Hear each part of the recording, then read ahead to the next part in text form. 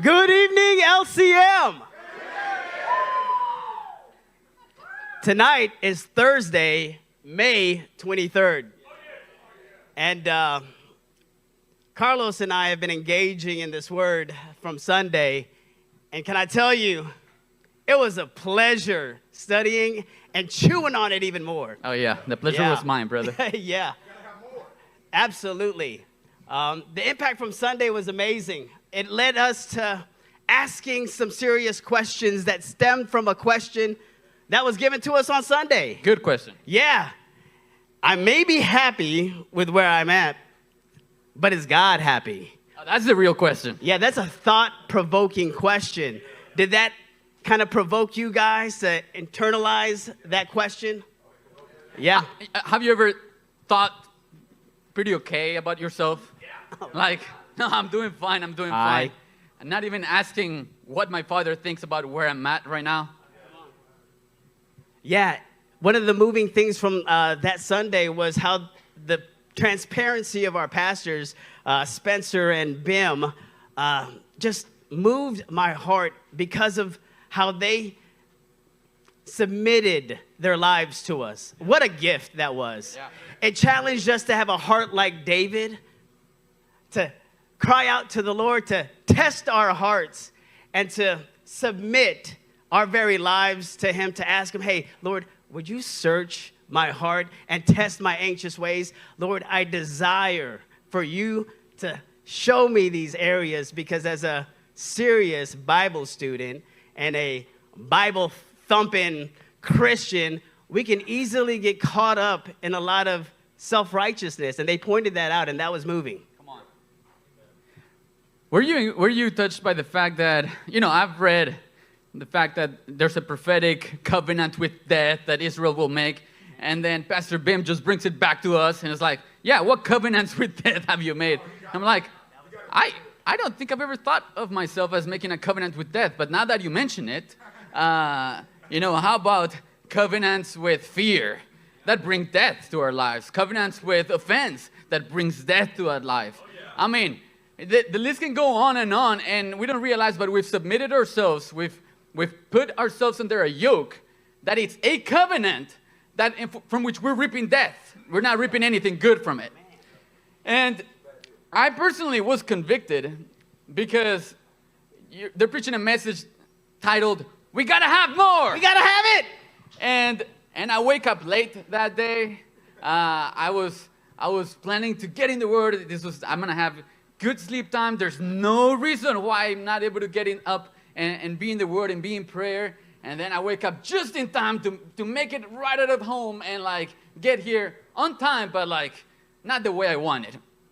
And I'm like, well, in a message of we gotta have more, I'm asking myself, why I gotta have more?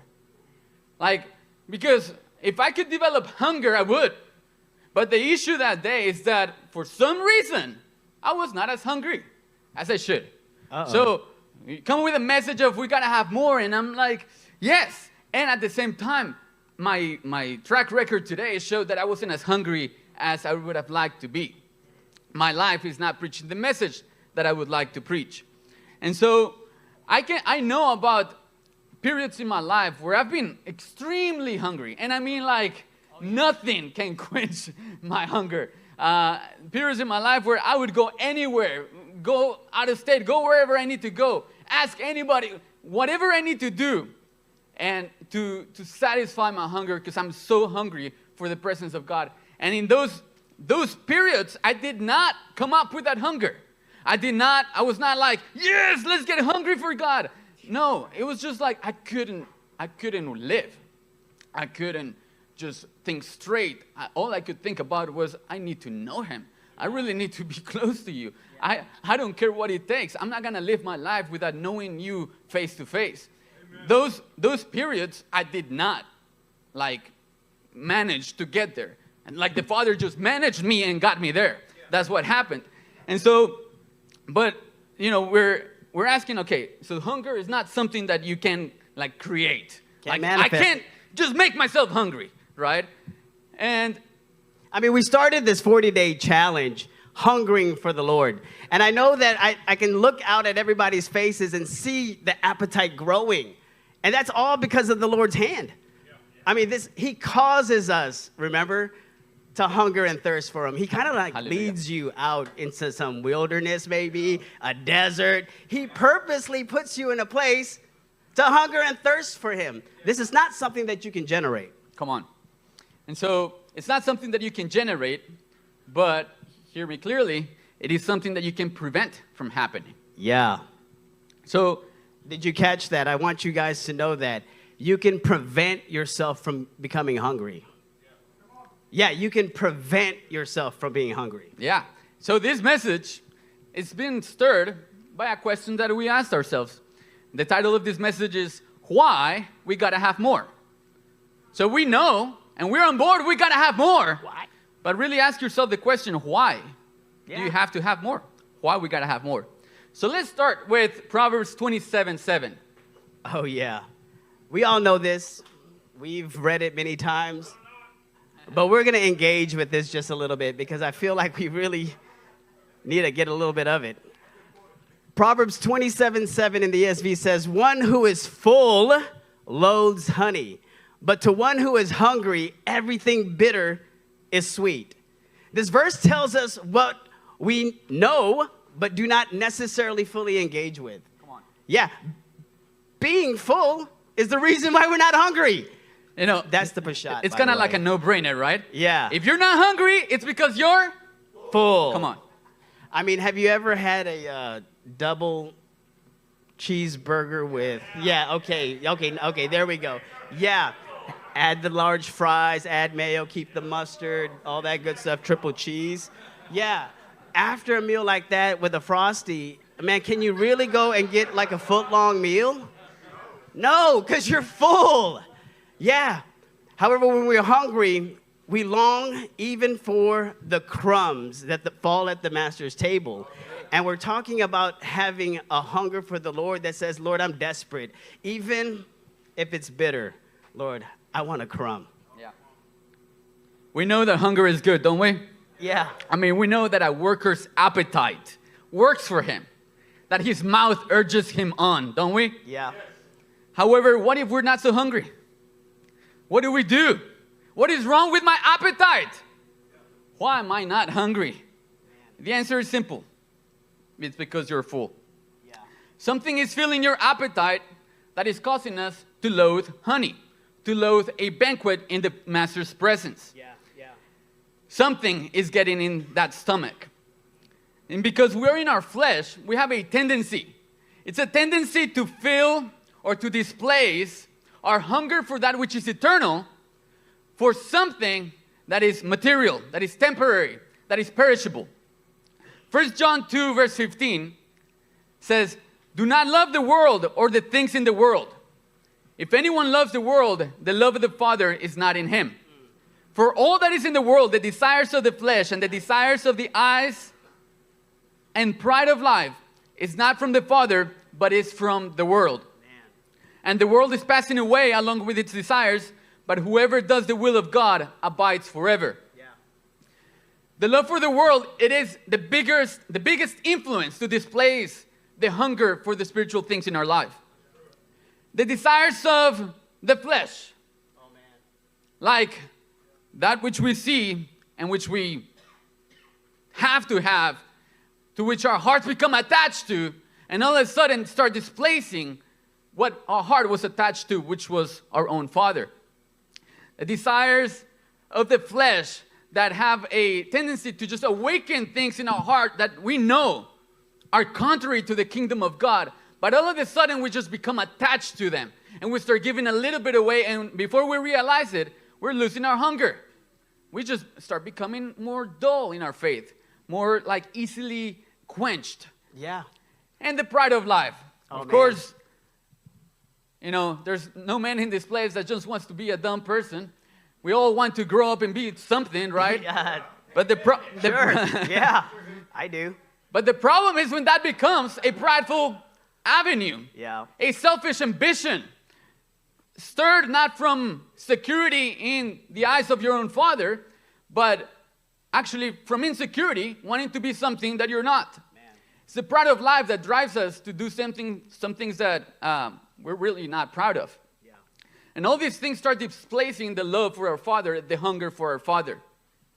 And all of us are susceptible to this displacement of the hunger of God. Say all. Not being hungry for the kingdom of God is evidence of something having taken the place of our hunger for the kingdom of God. It's evidence of us being full. Yeah. The battle, we know that we're LCM. We're fighting with all our hearts. Oh, we're fighting. We're not a congregation that takes it easy. And when we're talking to you about displacing the love for the world, you know what we're talking about.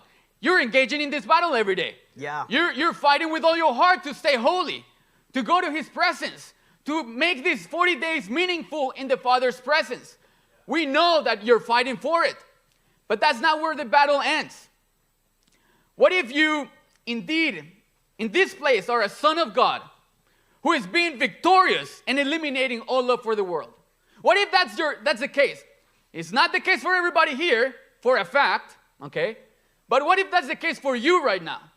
You're fighting and you're eliminating the love for the world in your life. And you're gaining ground and you're stepping up. And you're overcoming that, and actually the love for your Father is filling your heart. Come on. But you're not really that hungry yet. You're fighting. You're going at it. You're doing all the right things. But talking about genuine hunger is probably not what, like a fervent, a zealous spirit that is on fire. It's maybe not what characterizes your life. Your pursuit of God. Maybe it's more like a tame little lion. Oh, don't want that. Like something that is just starting to develop some claws and some fire inside of you. Yeah. But we don't. But maybe we're not there. We're like our hunger and that fervent spirit is not there yet. But we're gaining ground. We're fighting and we're doing this. Well, this message is for you. Yeah. Because I believe that we don't have lazy people in this place. That's right. I believe that we don't have people who are just out there to be wicked. I believe that we have sons and daughters in our household, in our family, that are striving for righteousness. And yet you know deep in your heart that you're not as hungry as you want to be. Yeah. Yeah, when they talk about wanting more, well, what's the purpose of having more, right? I mean, when you think about having more, that means that there's some kind of insatiability. You're not satisfied. And that's a good thing. We don't want to be satisfied, but there's a temptation to find satisfaction in other things. And so we want to talk about how you feel when you're feeling full, right? You know, we want to talk about some, I don't know, heaviness perhaps. Yeah. You're not so agile, a little drowsy maybe, you know? You know, we love to think about how weary we get because we're doing all the good things for the Lord. How about just being weary because you're full? Ate too much. Yeah. I'm feeling sleepy. A little lethargic, a little sluggish, a little slow. See, the idea of being full, if you're feeling like your momentum, right? The momentum that we started 33 days ago. If that momentum has slowed down just a little bit, perhaps you're becoming full. Yeah. And it's kind of like an oxymoron, right? We're talking about hunger, but we're telling you that if you're not hungry, it's because you're full. And it's kind of like, I mean, we're not playing tricks with you. We're gonna get into the Word so that you stop listening to us and we actually get into some good stuff. Yeah. But let's go to Ezekiel. Let's turn to Ezekiel. Yeah, let's get there. And we're going to give you some context for Ezekiel. Where we're going to be is Ezekiel 2, so we're going to give you a context for Ezekiel 1. Yeah. Ezekiel states in chapter 1 that the heavens were opened for him. Oh, come on. And he saw visions of God. Yeah. This started happening during the exile of Jehoiachin. So this is around 593 BC, while Ezekiel is in the exiles, among the exiles of Judah. So he's in Babylon, he has been exiled, and he's by a river called Kebar, which you may know is not in Israel. So he's exiled, he's out of Israel, and he's having an open vision. He's having open visions, the heavens were opened for him. Man, that's incredible, y'all. Jerusalem has not been destroyed yet, but it's about to be destroyed. It's about 7 years off from the time that Ezekiel receives this majestic vision in Ezekiel chapter 1. Yeah. So the context for Ezekiel is not pretty. He's not having the time of his life. No. He's in exile. Jerusalem is about to be destroyed. And all the wrong things that you did not want to happen to your people are starting to happen to your own people. Yeah. And so that is the backdrop of what we're going to read about. You hear that this is a gloomy background for the command that comes to Ezekiel in his life. Yeah. And it is under these circumstances that the heavens are opened. You know, Ezekiel is a blessed man. Yeah. Why do we say that? He's poor in spirit, therefore the kingdom of heaven is open to him. Yeah. He's mourning. But you know what the Father does? He comes and comforts him. Oh, he actually tells him that I am with you. This is going to be tough, but I will be with you. Come on. He's meek. Actually, he yields to the commandments of God. When God comes and tells him something, he goes and does it. And he ultimately inherits not only the land, but the kingdom of God on earth. Yeah, come on. We can learn a lot from a man like Ezekiel. He was a man who was living in a time of judgment and stood there and proclaimed the word of God. I mean, it should cause you to think about the current times we live in and the attitude that we ought to have, right? Someone who lives a life that honestly not just says, Lord, your ways are just and true, but lives a life that actually says, your ways are just and true, O Lord. And whatever you tell me to do, no matter how difficult it is, no matter what my surroundings are, I'm going to do exactly what you tell me to do. See, Ezekiel was poor in spirit, and the very heavens opened up multiple times. We're not just one time. I mean, the guy saw rims, y'all. Rims. High and mighty, right? He was mourning, and the Father himself comforted him, telling him, hey, you know what? Don't be afraid. Just say exactly what I tell you to say, and if they refuse, then they refuse. If they listen, they listen. That's comforting to know, isn't it? It's not based on your performance, y'all. And he was meek. And guess what he did? He gets a challenge. Also, he gives a challenge to go speak to bones. How awesome and unusual that is. Hey, go speak to bones and the breath, and then gives you a hint of what it looks like to inherit the earth. And I don't want to get too far. Amen. Ezekiel chapter 2, starting in verse 1. It says, and he said to me, Son of man, stand on your feet, and I will speak to you. And as he spoke to me, the Spirit entered into me and set me on my feet, and I heard him speaking to me. Man. This is what happened after, if you read chapter 1, it's a majestic encounter with him. But now, the glorious man that he got to see in chapter 1, now he's speaking to him. Yeah. And he gives him a command that Ezekiel couldn't refuse. Actually, he tells him, stand up, and the Spirit comes inside of him and makes him stand. Yeah. The Spirit of God entered into a man and empowered that man by setting him on his feet so that he could hear the words of God directly from God himself. Isn't that what the Spirit does in your life right now? Yeah. Enters into you and causes you to be able to hear him. Come on. But then he proceeds to tell Ezekiel that he's sending him to a rebellious Israel, an obstinate and stubborn children. And the hopes is that they will listen. The hope. But even if they don't, they'll know that a prophet was among them. He comforts Ezekiel, tells him to not be afraid, and then gives Ezekiel a warning that's also a command. Yeah. That's in verse 8. So in Ezekiel 2:8, but you, son of man, hear what I say to you.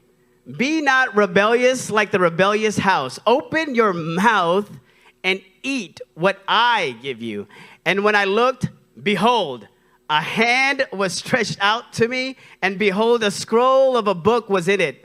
And he spread it out before me, and it had writing on the front and on the back. And there were written on its words of lamentation and mourning and woe.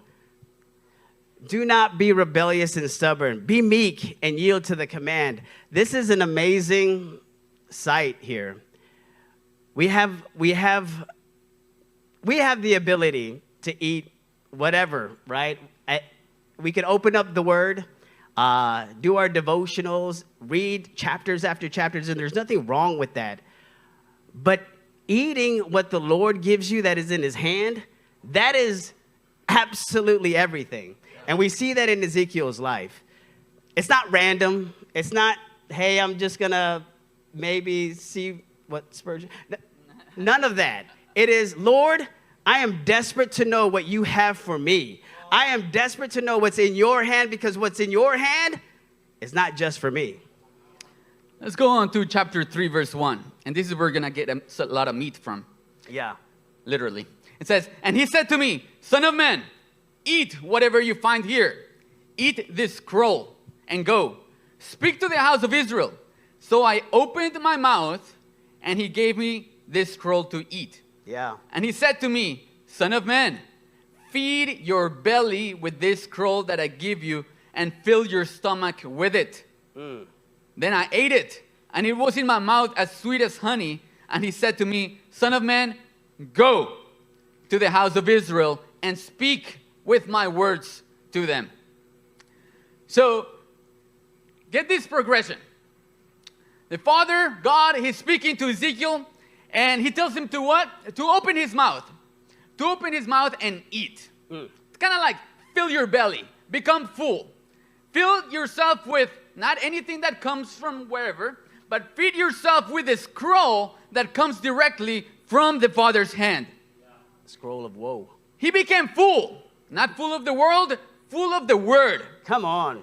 And even though the word had lamentations and mournings and woes, it was what? It was sweet to Ezekiel.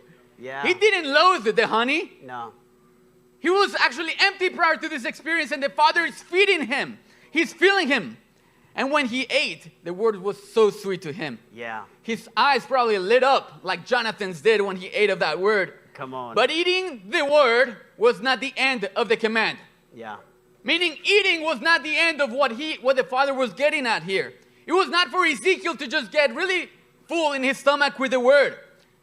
Ezekiel wasn't told to eat and sit on the couch like he was eating popcorn. Oh, wow. Or like to eat and take it easy while you're drinking a latte. Oh. He was not told to eat and do nothing about it. Come on. He was told to eat, and the immediate command after eating is go. Yeah. That is, get your feet moving. Get something, have the word that just fed you, and start actually energizing your body to go, to move, to cause action in your life. Develop a momentum. Develop something that actually, before, it's harder to stop whenever you are moving. But whenever we're stalled, it actually takes a lot of work to get us moving. Yeah. Develop momentum. Feed yourself and go is what the Father says to Ezekiel. And not just go. Yeah. Speak my words. Meaning the Father feeds you directly from his hand with a scroll, with the word, with the book. And then immediate command after that is go. Do not stay stagnant. You got something now. And after that, the immediate command is not only go, but go and speak the words that I have given you. You know, it's not like try to make something up in the moment. It's actually, the Father has fed Ezekiel. What do you think he has to give? Exactly what he was just fed. I mean, think about, and this is we're applying it to ourselves. Think about the many times that you wrestle in the scriptures, right? You get in prayer, you get into the word, you're seeking your Father. And he enlightens you. He opens your mind and heart, and he gives you something. And then that something just sits there. That something just brews inside of you. You feel really loved because you got something, but then there's no go in our action. There's no speak my word after it. It's just something that we get full with, right? And so we applied, think about the times that you've been doing this and you come home and we don't make an intentional effort of sharing exactly what the Father gave us with our own family. Like, I come, my bride needs that, or needs something. I've been wrestling the Word. I got to be at lunch, getting in the Word, or doing whatever. But I was able to get something more from my Father. And then I'm questioning whether I have something to give. What did he just feed me with is the question. Yeah. And then you give that to your children, because it starts with your family, doesn't it? Yeah. So it starts with your wife, with your children, with your own household, with your own team. Like, our fellowship is a lot more fruitful when it's about the word than anything else. Actually, how about let's just sit down. Hey, this is what I'm getting. This is what I found. Look at the amazing things that the Father is showing me. That's awesome fellowship right there. Yeah. How about whenever you're going anywhere? Has the Father fed you? Go. You have something to give. Go and speak my words. Sometimes we're just puzzled about what are we going to say? What has He fed you with? Come on. What has He given you? Come on. What else are you going to do? Are you going to make something up, or you're just going to give exactly what the Father gave you? Because that's what the Father told Ezekiel. Yeah, I mean, the reason why we're sharing what we're sharing is because the reality is we sit privileged in one of the most rich environments of God's Word. Do y'all agree? I mean, we are constantly chewing on things that are divine, that are heavenly, that are just outstanding revelation. And the idea is not to just eat of the word, but go and speak. And if you're struggling with finding satisfaction in what you're doing and you're loathing these 40 days, it's probably because you're not doing as much as you're receiving, right? I mean, that's the reality. That's the reality.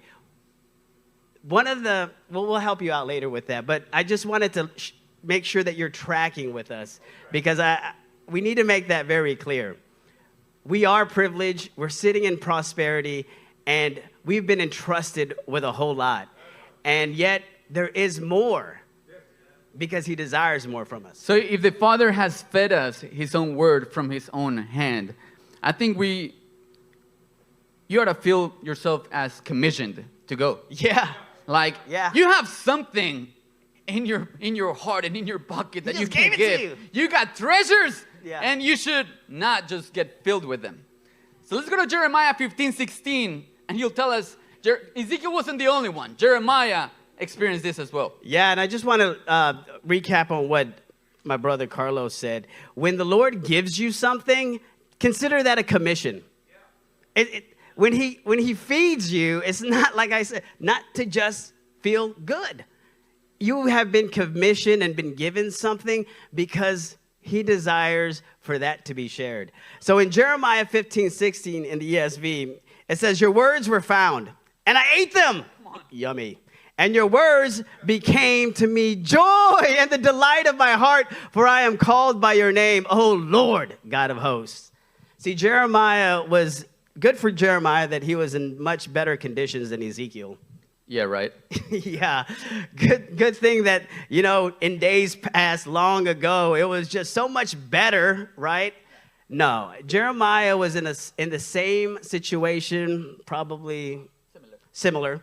And just like Ezekiel, he ate the words of God in a very, I would say, not so comfortable place. The words were also sweet, though, and he was in a very bitter situation. And what the Lord was giving him to eat and to say were not so sweet. In fact, the book of Jeremiah, if you're not careful, it'll make an immature Christian blush. Yeah. But how do we know? They became his joy and the delight of his heart. But why did it happen? It says, for I am called by your name. Yeah. Think about Ezekiel. Of course, Ezekiel and Jeremiah are going through the same experience. What did they do? They eat the word. To Ezekiel, it says that it tasted like honey. To Ezekiel, it says that it was the delight of his heart, that it became a joy to him. That is what you call truly eating of the word. Yeah. I mean, when you have this experience where it just blesses the socks out of you and you become delighted in what he just shared with you. But we can also see that was not where it ended for Ezekiel. No. The entire book of Ezekiel is a testimony of how that delight transferred to his feet. Come on. How that delight in the word transferred to his mouth. That's right. Everything that was fed to Ezekiel, everything that was fed to Jeremiah, ended up causing, it was such a delight to them that he propelled them to move forward and have actions that demonstrated that those words were actually a delight. When are they a delight? It's not a delight when you say amen. It's a delight when you say amen with your actions, with your words. Yeah. When it moves you so much that you will not only move with it and obey it, but it moves you so much that you will go and proclaim it. Come on. It's not only evidence in your life, it's also being testified by our own words. And that is what happened with both of these men, Ezekiel and Jeremiah. Amen. So our cry today is for the Lord to move our hearts. To move our hearts. And to let the word from your hand, let it be the delight of our hearts. So much that we do it and can't help but speak. And that's the idea. That's the aim. That the Father would not only extend his loving hand like he has always been doing, but to give us exactly what we need and that we would actually put action to our feet. Anybody has a little bit of this cry inside of you right now? Yeah, come on. Meaning, move my heart, because I know that I can't make myself move my heart. Yeah. I need you. I need you to stir me up. I need you to feed me something that I delight. I make myself available to you, but I am asking you, Father, stir me up. Cause me to hunger again. Yes. And lead me into this way in which your word becomes so delightful to me that changes my life, changes the course of my actions, changes my perspective, my idea of how I see everything in my life. When I come home, I'm full of the word, delighted in the word, not only to say it, to put it into practice. When I go to my team, I'm so full of the word, so delighted in it, that I bring it with actions and words. And that is what my conversation, what my life becomes a product of. When I go to the grocery store, I don't have to think about what I have to say. The Father has fed me. He has been a delight to me. And it's just bubbling out of my mouth because it's what he has given me. And it's treasure for me. That is what I want. I want the Father to stir me up to such a place that I am doing this because it's in my heart and not because somebody's telling me to do it. I don't want my lips to be full of the praise of the Lord when my heart is actually far from him. Come on. You know that? We don't want that. I know when my heart is close to him. You know how? If my heart is not attached to the least of these, I know my heart is far from him. Yeah. Yeah. If my actions are not for the least of these, I know my actions are not being done unto him. But the opposite is also true. Yeah. If I find myself not looking for any kind of glory, if I find myself doing things for people who would never even thank me, or nobody would see it or recognize it, but I do it because I am stirred by the word that became a delight in me and it's sweet to my mouth, I know my heart is close to him. Yeah. That is what I am crying out for. That's what we are crying out for, that the Father would stir our hearts to such a place that actions would come forth from us. Yeah, and we don't want you guys to think that this is a call for just evangelism. Woohoo! We're going to go out there and just preach. Fair if the Lord directed you to do it. But how many of us have a mezuzah that we can just do? How many of us can find satisfaction in just doing what the Lord has commissioned and purposed us to do already? See, we can win arguments with just our actions, just exactly what we're doing. And you know what? I was struggling with that last week because, I went to Boston, by the way. I went to Boston for a week, and I was seeking the Lord. I was like, Lord, I want to make the most of every opportunity. Lord, I want to be used. And I just say, Lord, this is the 40-day challenge. I want to see miracle signs and wonders. Lord, you're going to use me because you wouldn't take me away from the most powerful revival that LCM has been experienced and not do something amazing. So I was like, Lord, open my eyes. I want to see. And it's a good thing to desire. And yet there was still a motive behind that, right? There was still a motive like, hey, Lord, did he want that for me? And the cool thing about it was at that trip, he actually just allowed me to do my mezuzah, to shine a light in a time where people were just covered with timidity and darkness. How strange is that? You're good at that, brother. Yeah, and that I found satisfaction in. Come on. Let's go to Jeremiah chapter 2, starting in verse 1. So when you land in Jeremiah 2, 1 through 3 ESV, say, why we got to have more? Glad you asked. Exactly, that's a good question. The word of the Lord came to me saying, go and proclaim in the hearing of Jerusalem, thus saith the Lord, I remember the devotion of your youth, your love as a bride, how you followed me in the wilderness in the land not sown. Israel was holy to the Lord, the first fruits of his harvest. All who ate of it incurred guilt. Disaster came upon them, declares the Lord. See, the Lord, he remembers the devotion of your youth. When you encountered the Lord the first time, was there a hunger for him? Was there something that caused you to just burn with a zeal that no matter what, whatever even seemed like the kingdom, you were just, I want to see more. I got to have more of it. I want to see it break out. Yeah, that's exactly what he remembers. Your devotion at your youth. What a heartbreaking statement, though, don't you think? Yeah. I remember that past. I remember how devoted you were. I mean, I remember how zealous. I mean, your born-again experience, amazing. What you did after it, amazing. And what happened to that devotion? A devotion of a bride, of a young bride. Like, this young bride, she didn't, speak about intimacy. She was intimate. Yeah. This young bride didn't speak about how to follow the Lord. This bride followed the Lord. She followed him even to a land that was desperately dry. Wherever you go, I go. Whatever you say, I say. Whatever you want, I will do. It's just a wholehearted devotion that is the love of a bride at first with her husband. How she was holy to the Lord. Set apart. Like there was nothing else, no competitors. It was one master only. Come on. That's what the Father is telling Israel that he remembers. And I don't know about you, but to me that's also a pretty heart-wrenching statement and a word that I can receive.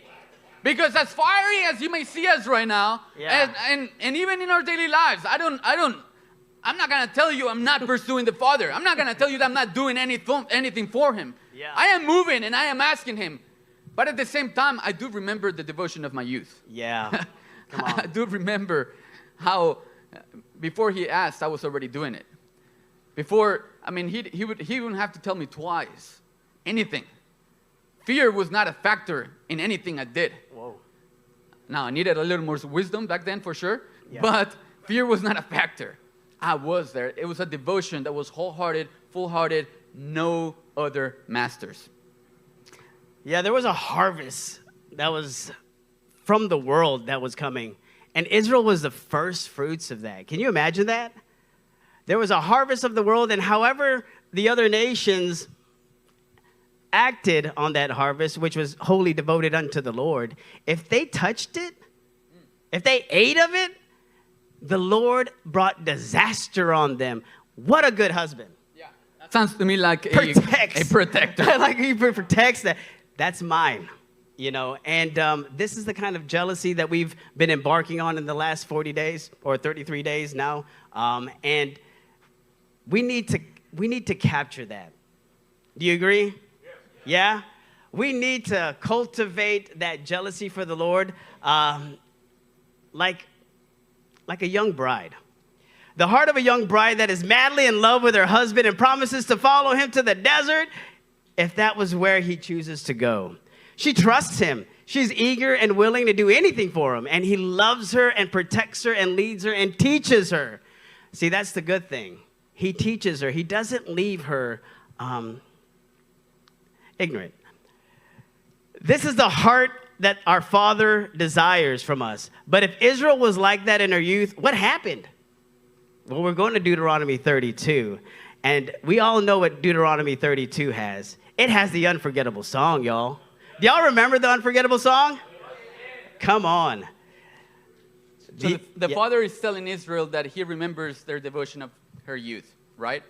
And Deuteronomy 32, it's a good passage that actually takes Israel all the way from the devotion of her youth all the way to the end, all the way to where he vindicates the enemies of Israel. Come on. So starting in verse 9. Yeah, Deuteronomy 32:9, it says, "But the Lord's portion is his people, Jacob his allotted heritage. He found him in a desert land and in the howling waste of the wilderness. He encircled him, he cared for him, he kept him as the apple of his eye, like an eagle that stirs up its nest, that flutters over its young, spreading out its wings, catching them, bearing them on its pinions. The Lord alone guided him. No foreign god was in him." Man, this is an attentive king. This is an attentive God that we have. Someone who is carefully watching and protecting. Cared for, kept, guarded. He bore them on eagle's wings. He was the only Lord to Israel at this time.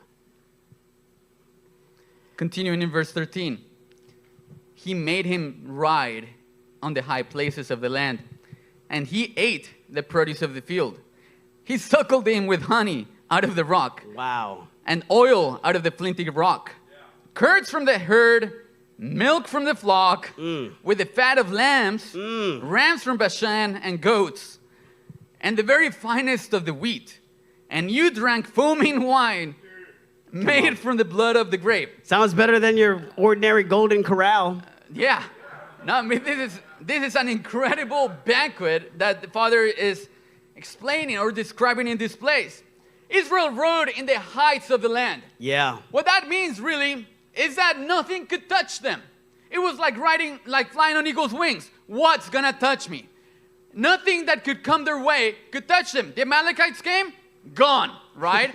Yeah. If you were hungry, bread from heaven. If you were thirsty, water from the rock. If you have no one to lead you, I'll have a pillar of fire and a cloud to lead you. Nothing could touch them. Yeah. He was the groom and they were the bride. There was a devotion of initial marriage, and only the Lord led them.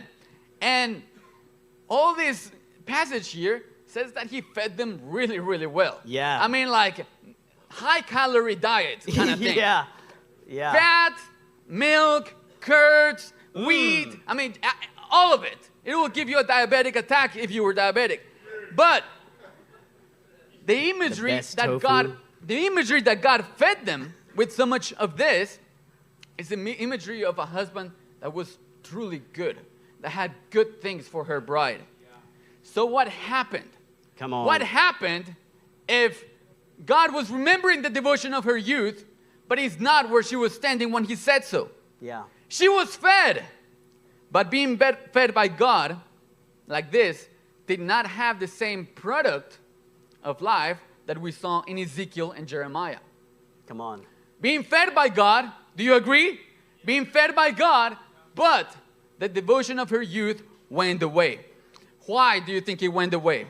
Let's go to verse 15. Yeah, is being fed by God good? You would never indict God for being bad, for giving you what you want and more. Yeah, Deuteronomy 32:15 says, "But Jeshurun grew fat and kicked. You grew fat, stout, and sleek," just in case you didn't get that.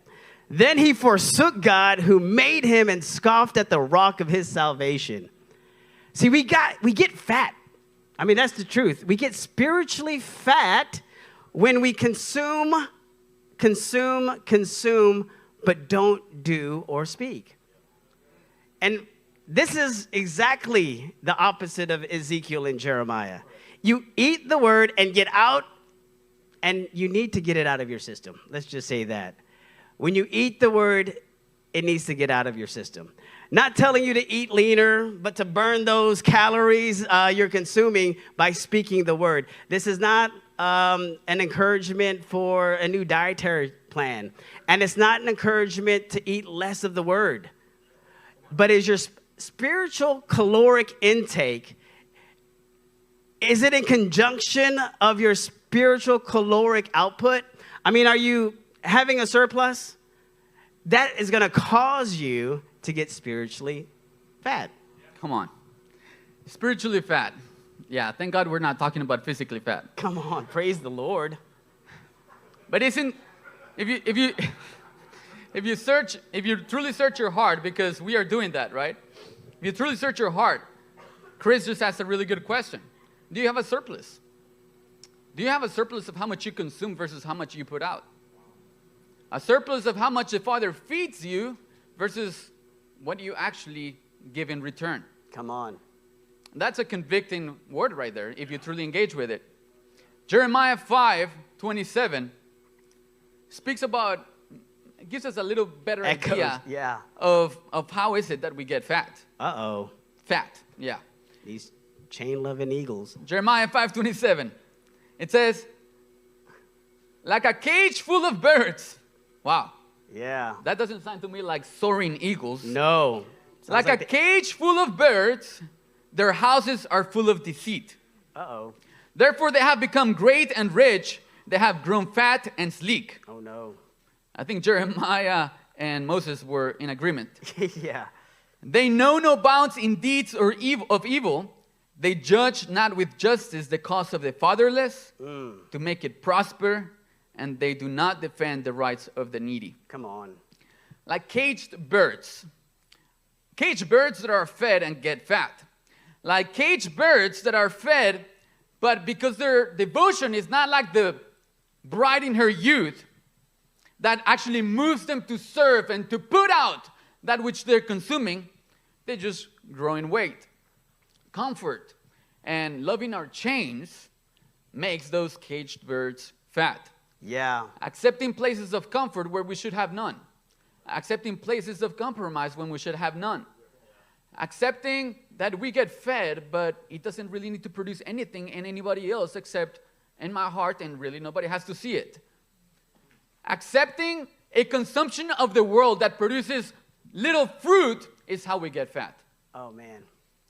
If we want to learn directly, and I mean directly, from the one who was the ultimate definition of like an eagle soaring in the wings of the Father. Come on. Riding on the heights of the land. What's his name? We need to look at his name, right? His name is Yeshua. He was not a caged or a chained bird. No. Actually, man, you couldn't tame them. Like, you couldn't just tell him to stop. He only listened to the Father. He only soared with the Father. Where the Father went, that's where he went. What the Father spoke, that's what he spoke. You couldn't intimidate him. No. You couldn't chain him to anything. And you know what? He was well nourished. He was fed by the Father. Yeah. But he also ran with the Father. He worked when the Father worked. Oh, yeah. So let's move on to John 4, verse 32, and learn from him. Yeah, in John 4, 32 through 34, it says, but he said to them, I have food to eat that you do not know about. So the disciples said to one another, has anyone brought him something to eat? Jesus said to them, my food is to do the will of him who sent me and to accomplish his work. See, the disciples were concerned about the Lord's, his situation. If the Lord hasn't eaten. Yeah. And they were like, hey, Lord, have you eaten anything? And he poses an amazing question. He tells them that my food is to do the will of him who sent me and to accomplish his work. He was fed by God better than anybody. Yep. He took only from what his Father gave him, but he didn't hold on to it. He was not a caged bird. He spoke that which of the Father fed him and shared it very generously. He ministered everywhere he went with fresh food, specifically for that person because it was fresh to him. His food was not eating. Eating did not bring full satisfaction, but going, doing, working, preaching, healing, and all of the beautiful things that he did, that is what satisfied his soul. So giving away that which the Father gives you, that is what is causing satisfaction in a person. Yeshua said, my food is to do. Yeah. Now that's a really, for a person hearing that the first time, it's a very strange statement because we're like, no. You need to bring something in. That's what we mean by food. There's no. My food is to do. My food is to give. Unusual word. Unusual word. It's given of that which the Father has fed him. And the disciples are concerned that Yeshua doesn't have enough to eat. Now, a passage that has been impacting us is Isaiah 58. Because Isaiah 58 kind of answers this question very clearly. How do you get fed when you're not eating? Yeah. How do you get fed during a fast? And he answers the question so clearly, and starting in verse 6. Isaiah 58, verse 6. He says, "Is this not the fast that I choose?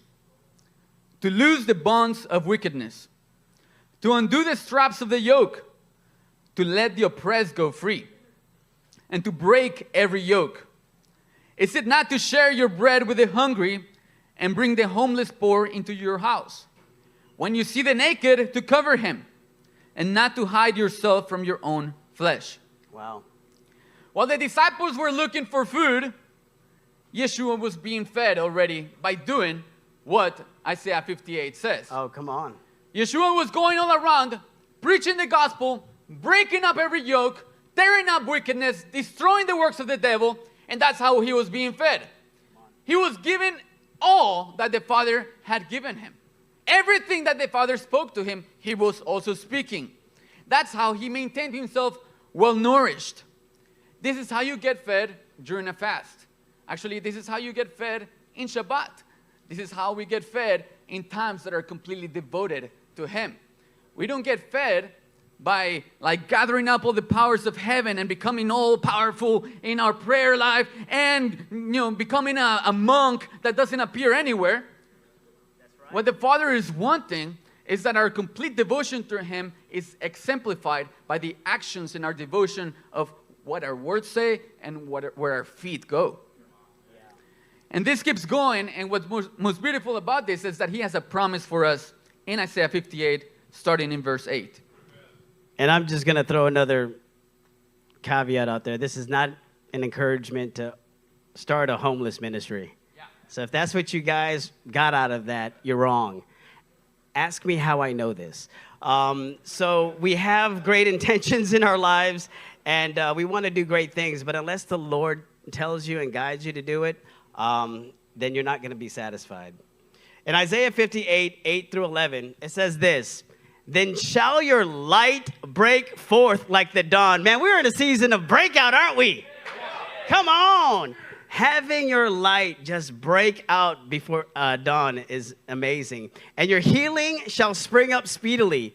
Your righteousness shall go before you. The glory of the Lord shall be your rear guard. Then you shall call on the Lord, and he'll answer you.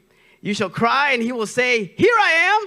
If you take away the yoke from your midst, the pointing of the finger and speaking wickedness, if you pour yourself out for the hungry and satisfy the desire of yourself." Oh, the desires of the afflicted.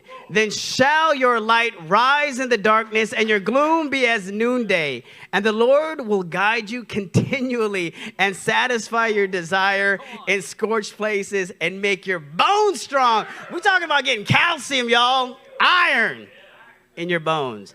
"And you shall be like a watered garden, like a spring of water whose water does not fail." Yeshua was the living, active, and incarnate Word of God. He ate the Word and he manifested it. The promise is that if we pour ourselves out for the hungry and for those who are afflicted, we find satisfaction in that. How about that? It's like if he who refreshes others would he himself be refreshed. Then he himself would be satisfied and our bones would become strong. You need iron in your bones today, don't you? Yeah. This is how you get fed and nourished by the things of heaven. It satisfies your soul, but it also causes you to stand firm. So when you're asking the Father and you're saying, we got to have more, you got to also ask yourself, why you got to have more? It's so that we could have more to give. So when they asked us on Sunday, why do we got to have more and why we ought to desire it, it's so that we can give more. It's not so that we could have more. It's not so that we can put in our storehouse, which we do, revelation for times of famine. But guess what? We're living in it. There's a whole world out there now who absolutely is malnutrition from the Word of God. We find a perfect example of what it looks like to be poured out generously for others, with the result of God taking note of it and fulfilling the promise in Isaiah 58 and satisfying that man. Isaiah 58 is a life-changing passage for me. Yeah. Because when I've sought to know him more, I've found the answer of how to know him more right there. When I've sought to, I gotta have more of you, he's pointing me to yes, and look at what you ought to do with that more that I give you. Everything that comes from him, it's not intended to die or settle with me. Come on. It's intended to be poured out.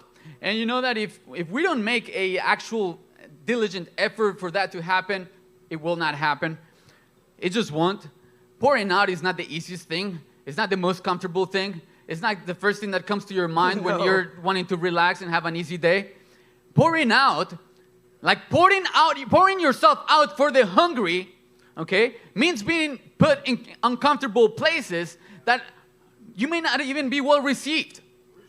When somebody's hungry, they're a little mad too, okay? They're a little angry, okay? When somebody's hungry, they're not in the best situation to receive anything from you. Yeah. But Yeshua did it anyway. Jeremiah did it anyway. Ezekiel did it anyway. They poured themselves out for those who were hungry, for those who were broken, to break yokes of wickedness. And that is how they demonstrated their nearness to the Father, because they were sanctified, set apart for such a work. They demonstrated the nearness with Him by their actions. Come on. And we saw a very perfect example of Isaiah 58 in Cornelius. We don't have to go through these verses exactly, but in Cornelius, that he was a man, an Italian first of all, who feared God with all his household. He gave alms generously and prayed continually to God. Yeah. Now, he wasn't even filled with the Holy Spirit then. He was just pouring himself out. He was just giving of himself. It said that he gave himself to an extent that men weren't the only ones that took notice. It says that his prayers and his alms, his giving, ascended as a memorial before God. Yeah. Now, I don't know what it takes for something to ascend as a memorial before God, but God took notice of his heart. Come on. He took notice of the man that Cornelius was, of how he gave, how he poured himself out, and exactly like Isaiah 58 says, that if you take him by his word and we do this, then he will satisfy you. Check out his heart posture here, right? We got Cornelius, pouring out all that he has and more for those who are lacking. And guess what happens? The kingdom opens up for him. Come on. Wow. Yeah. The heavens open up for Cornelius. Heaven responds, and angelic beings move on his behalf. And the hunger that grew in him grew in his family. And guess what? He got filled. And his household got filled. Can we say that he received more than he could ever ask or imagine? That's what it looks like to gain more. Come on. Let's go to Matthew chapter 9, verse 35. And we're going to engage with this passage right before we close. It says, "And Jesus went throughout all the cities and villages, teaching in their synagogues and proclaiming the gospel of the kingdom and healing every disease and every affliction." Now, if you ask me, that is pretty active. Went, taught, proclaimed, and healed. That's like giving everything that he's got. All of his energy. He's definitely not growing fat. We can tell you that. No. when he saw the crowds, he had compassion for them. Amen. I mean, he didn't just think about like, oh, I got better things to do right now. I need to go home. I need to do my own thing. No, he had compassion for them because they were harassed and helpless. You mean like when he sees a harassed and helpless sheep, he actually stops. Wow. They were like sheep without a shepherd. And so he's doing all these things not because it's comfortable to him or because it's just fun, but because he's actually pouring himself out the way Isaiah 58 says. Yeah. Then he said to his disciples, the harvest is plentiful, but the laborers are few. Come on. Therefore, pray earnestly to the Lord of the harvest to send out laborers into his harvest. Yeah, we want more. It's really moved by this passage because Yeshua doesn't speak these words from a place of comfort, right? He's been pouring himself out, doing everything that he can. But guess what? He's only one man. Yeah. If he could do it all, he would have done it all. But he's one man on earth. He's teaching, he's proclaiming, he's going. He says, I have to go to the cities around Galilee. I have to go. This is the reason why I was sent. And he exhausts himself in the going out, in the pouring of himself out everywhere that he's at. His priorities are not concerned about himself. His priorities are coming to do exactly what the Father sent him to do. If he's being fed by the Father, he's giving that away as well. Come on. But he gets to a point where he tells them, hey, you know what? I have one request for you guys. I am asking you that you would pray. And I love this because imagine that I am Jesus and I am talking to the disciples and I tell you, hey, you know, the harvest is plentiful, therefore pray for laborers. Never mind that he's been walking with his disciples for quite a few years. Never mind that he's been training them to do exactly what he does. And then he's like rhetorically asking, hey, pray for the Lord of the harvest to send laborers. Yeah. It sounds to me like the Father in Isaiah speaking to Isaiah, whom shall I send? Here And Isaiah responds, there's nobody else. Here I am. I am here. I am ready. It's kind of like what is happening right now. Pray for laborers. Pray for workers. The harvest is plentiful. Come on. But you know what? We have a shortage of workers. Because being holy is not just eating. Being holy is eating and doing and teaching. It's actually taking that which the Father has given us and making it fruitful. Come on. And so he says, pray for laborers because I am only one man and I need laborers and the harvest is plenty. Yeah. And the disciples, you know them, they answered this prayer. They prayed for sure, but they didn't just pray.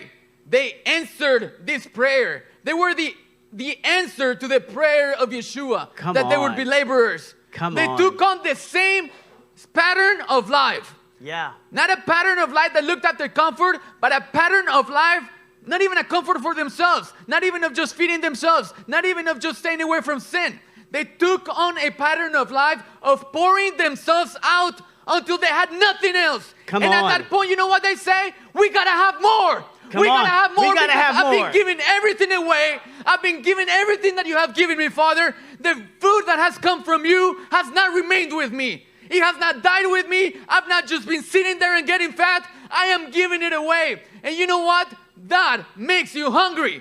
That is actually when the place when I know I am hungry, I am close to the least of these. I'm giving everything that my Father has given me, and I need more, Father. I'm moved by compassion. I see the brokenness. I see the chains of wickedness, and I need to break them, and I don't have enough power. I need you to give me that power, Father. I need to be so close to you because this needs to stop. I am the man that you chose for the work. You said the harvest is plentiful. Well, here I am. Send me. And that is the reason why we need more. Come on. That is the heart that's when the word, when you delight in the word, when it becomes sweet to your soul, it causes action, it causes movement, it causes compassion, it causes conviction, it causes things to change in our lives to a point where you cannot stay still. You have to go, and you have to go and speak like Ezekiel did. Hey, Maverick, I'm praying for you because we need more laborers.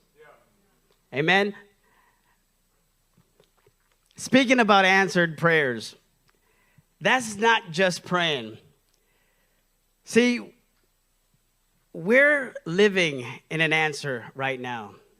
3 years ago, the Father spoke to this body and has reiterated this promise out of Isaiah 37:30. And you'll see it. And it says, "And this shall be a sign for you. This year you shall eat what grows of itself. And in the second year, what springs up from that also. Then in the third year, sow and reap and plant vineyards and eat their fruit." See, the reality is we've been eating for quite some time now. We've got plenty. We got plenty of fuel, y'all. And after this 40 days challenge, the Lord is requiring us to move. We have to sow, reap, and plant. And guess what? We got to eat again. Because he's going to cause us to hunger some more. Because there's more work to do. Is that your heart tonight?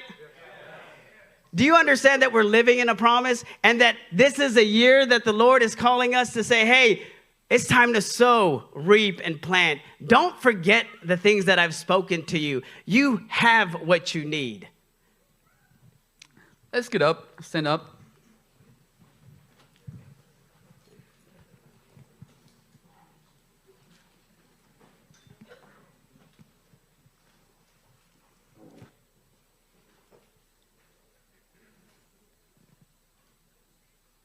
When we definitely got to have more. Yeah. The question is not whether we got to have more. The question is, what are you intending to do with it? That's the real question. Because, like we've spoken about, if you're full, you're not hungry. Hunger, you have a responsibility in being hungry, and it's not making yourself hungry. It's actually doing the works that the Word says you must do. I have that responsibility. The Word that our Father gives us daily, that gives us weekly. If you're engaging with His Word daily, it's stirring something inside of us that desires, that is pulling you, that is causing you to see that there's fruit that Word needs to produce. You know, I've read the Word and I've dug into it and I'm like, wow, like that is the character of my Father. Like that in itself preaches a message. And then I'm like, well, what do I do with it? What fruit do you want to bear with it? And I've come to a place where, like, I'm not going to sit on this Word. You gave it to me, not for it to remain with me. And so I will preach it. I will give it. I will give it to whoever you highlight to me, Father. And you know that for the Father to highlight that work to you, you actually have to have your eyes open. Like, the reason why I was convicted about my lack of hunger is because I have waned in my desire to actually be intentional in looking, in my desire to pour out, in my desire to be just ready and awake to the works of the Father. We may get very wrapped up in seeking Him, and then He's telling you, my son, I have given you treasures that I want you to share, that I want you to give away. So in this message, what we wanted and what we want still for you to take from it is that the cages are being shattered in this place. Yeah. The Father has fed you well. If you have been at LCM for more than a week, you've already been fed very well. You know that any word that you receive on a Sunday or a Thursday could be something that you could stop anywhere and give just one verse, one take-home message from that Sunday, and it'll preach to somebody who has not heard the word, has not had an interaction with it, and it will either bless, cause something in them. Confront them with the realities of the kingdom. Do something in them. Just because you were desiring to give of that which the Father gave you. And for example, I look at a man like Kris, who is just recently started walking with him, with the Father, and I see the zeal of a new bride. I see the zeal of a man that just wants to be around, that wants to receive from him. And you know what? He wants to give to everyone that he sees. That's the zeal that we wanted to stir up in this place. The cages need to be broken. We don't need to be birds that are caged. We are going to soar with our Father and actually doing his works. That is what we're after today. Our devotion, our time of devotion, our 40 days are not over. And yes, we have engaged with him. Yes, we have prayed. Yes, he has changed our lives. And you know what he's moving us to do now? Yes, go. You have to change lives with the things that the Father has given you.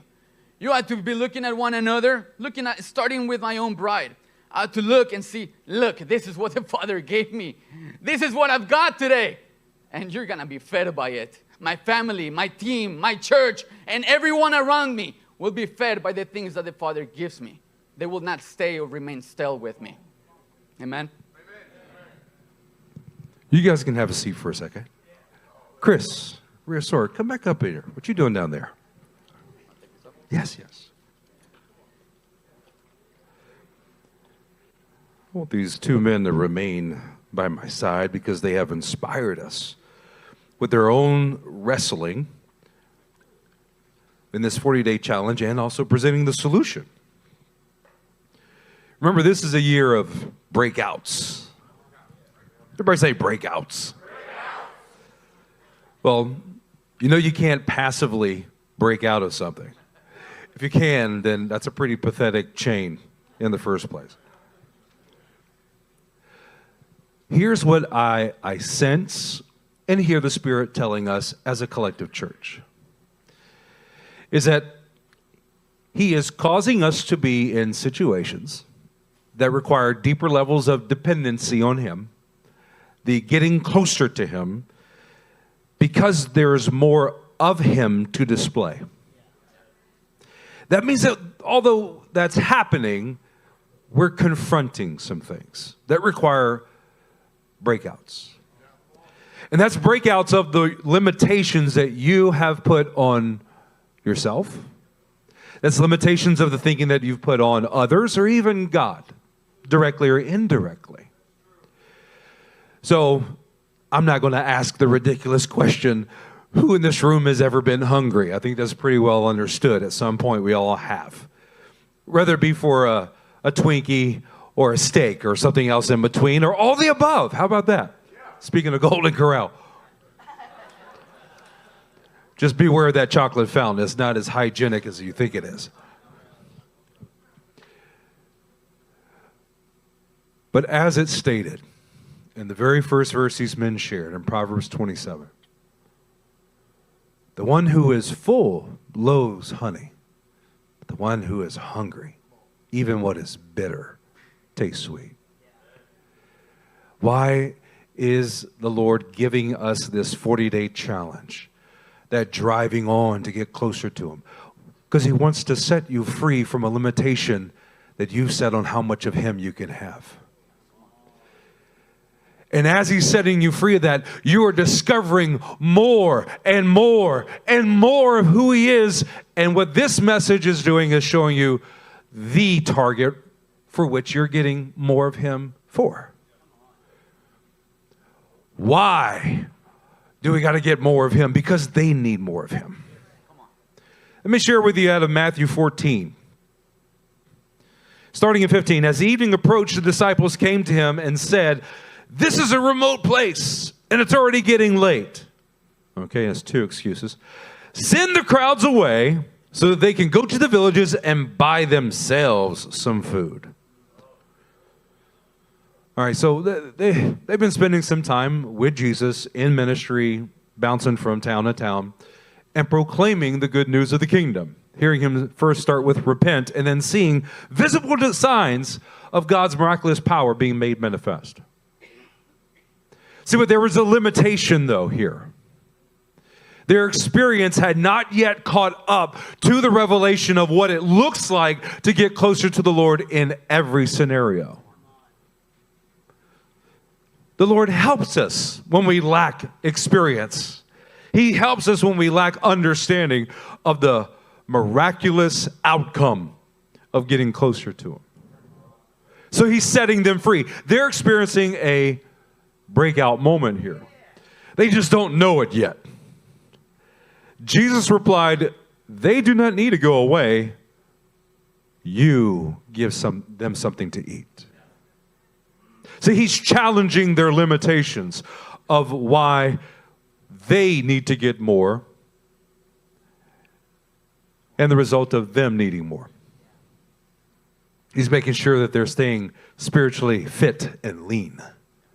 See, there comes a time in discipleship, a time in maturing and growth, when it's no longer just being a consumer, it's being a contributor to the kingdom of God. That what you have got today, not to mention years of what's been given to you, what you have today is of heaven, it is of worth, and it is of what will bring satisfaction and fullness to those that you give it to. Are you like me that you way underestimated, if not just put on the discount shelf, the bread of heaven that you got the same day?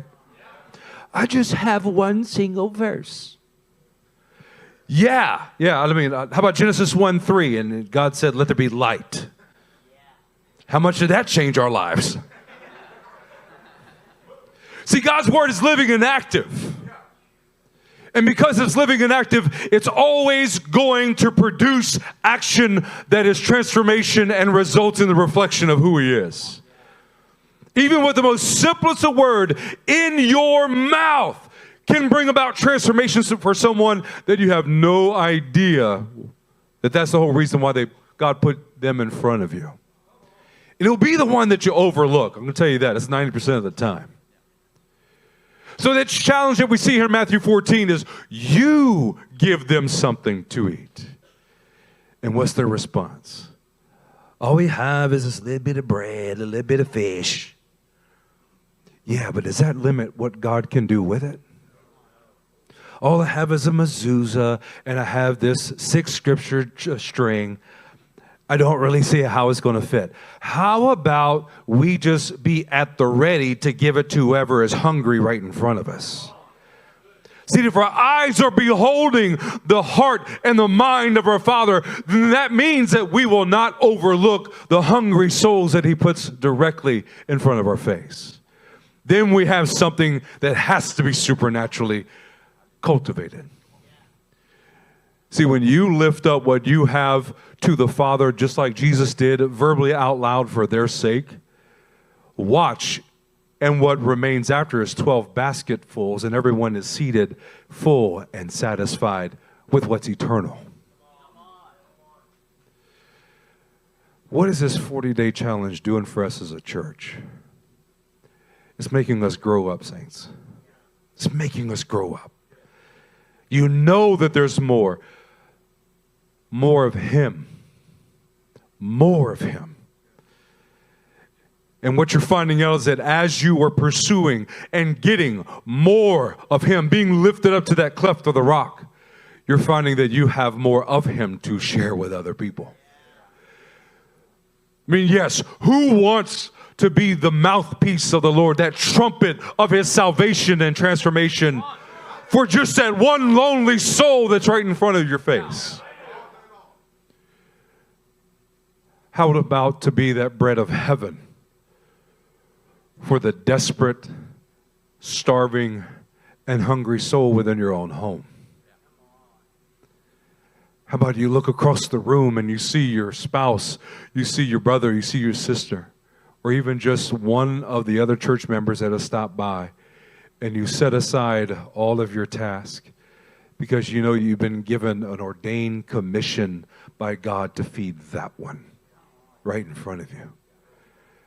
Saints, what's being made clear is that you have what you need. If it's 5 loaves, if it's 2 fishes, you have what you need. Don't put it on the discount shelf, but take it and serve it. So now you can stand to your feet.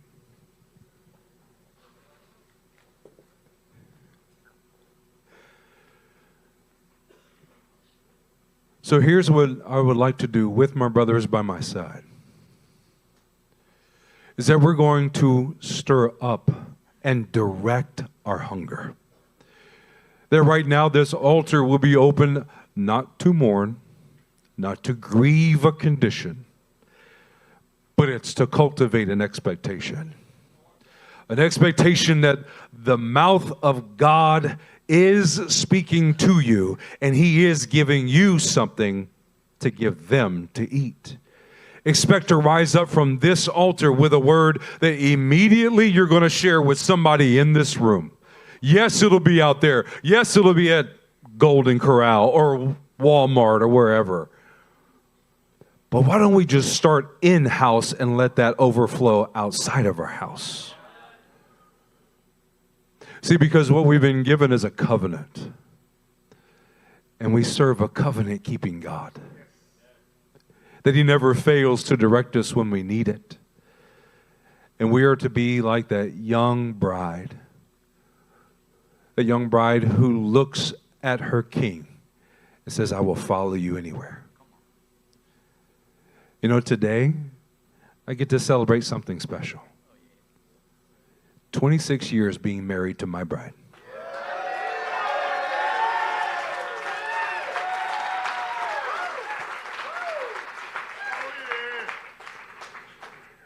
Can I tell you that it is the greatest reward and treasure of my life to have Cassidy?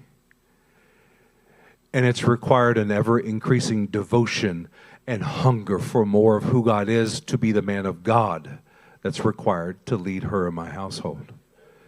And I'm thankful for it. I'm thankful for every increased responsibility that challenged every insecurity that I had, because without it would have never come into the surface. And God has and will continue to teach me how to first give them something to eat. And that's how I've learned how to give you something to eat.